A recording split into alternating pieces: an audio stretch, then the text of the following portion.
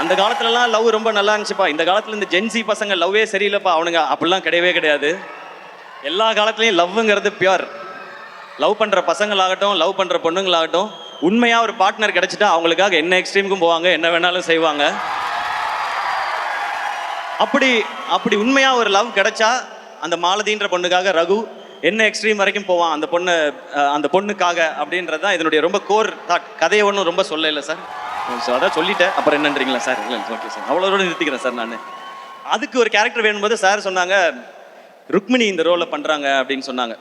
ஏன்னா அந்த லவ்ன்றது அந்த அந்த அந்த ஹீரோயினையோ அந்த பொண்ணையோ நமக்கு ரொம்ப பிடிக்கணும். ஏன்னா ரியல் லைஃப்பில் பார்த்தீங்கன்னா ஒரு பையன் தான் ஹீரோவாக உணர்றதே ஒரு பொண்ணு அந்த பையனை திரும்பி பார்க்கும்போது தான். அந்த பொண்ணு அவனை லவ் பண்ணும்போது தான் அவன் தான் ஒரு ஹீரோன்னு நினச்சி இருப்பான். அதுவும் ஒரு பொண்ணு காலத்துக்கும் நான் உன் கூடயே வரேன்னு கையை பிடிச்சிட்டான்னா அவன் சூப்பர் ஹீரோ தான் அது. ஸோ அப்படி ஒரு கேரக்டர் ஒரு பொண்ணு இருக்கணும்னா அதுக்கு ருக்மிணின்னு சொல்லும்போது நான் அந்த டைம் தான் சப்தசாகரதா செல்லோ பார்த்துருந்தேன். கரெக்டாக சொல்கிறேன்னா ஓகே, அதோட சைடியே பார்த்துருந்தேன் நான். அப்புறம் இவங்க அந்த கேரக்டருக்கு ரொம்ப நல்லா இருப்பாங்க. இந்த படம் பார்க்குற எல்லாருக்கும் மாலதியை ரொம்ப பிடிக்கும். அவங்கள பார்த்தா இந்த பொண்ணுக்காக என்ன வேணால் செய்யலான்னு தோணும். அப்படியான ஒரு கேரக்டர் தான். ஸோ ருக்மிணி அவங்க ஷூட்டிங்கில் எப்படின்னா படிச்சுட்டே இருப்பாங்க, புக்கு படிச்சுட்டே இருப்பாங்க. நான் சும்மா ஏமாத்துறாங்க புக்கெல்லாம் வச்சுக்கிட்டு அப்படின்னு நினச்சேன். அப்புறம் பார்த்தா எழுதுவாங்க.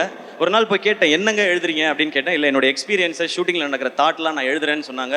ஓ, படிக்கிற பொண்ணுடோ அப்படின்னு சொல்லி நான் முடிவு பண்ணிட்டேன். நீங்கள் காலேஜ்லலாம் பார்த்துருப்பீங்க, ஒரு பொண்ணு எல்லா இடத்துலையும் படிக்கும். பஸ்ஸில் படிக்கும், பஸ் ஸ்டாப்பில் படிக்கும், எல்லா இடத்துலையும் படிச்சுக்கிட்டே இருக்கும். இசிஇ ட்ரிபிள் பொண்ணுங்களாம் இருப்பாங்க, அவங்களாம் எப்போ பார்த்தாலும் படிச்சுக்கிட்டே இருப்பாங்க. அந்த மாதிரி தான் அவங்க தான். ஆனால் பர்ஃபார்ம் பண்ணுவாங்க. அந்த மாதிரி அவங்களும் அந்த மாதிரி பர்ஃபார்ம் பண்ணியிருக்காங்க. Very happy to work with you. ஒரு ஒரு ரொம்ப ரொம்ப ஒரு ரொம்ப நல்ல கேரக்டர் நீங்கன்றது ஆன் ஸ்க்ரீனில் மட்டும் இல்லை, ஆஃப் ஸ்க்ரீன்லையும் நான் தெரிஞ்சுக்கிட்டேன். So very happy to work with you. And அவங்க இப்போ நிறைய பேன் இண்டியன் ஃபிலிம்ஸ் பண்ணிகிட்டே இருக்காங்க. எல்லாத்துக்கும் என்னுடைய விஷஸ்.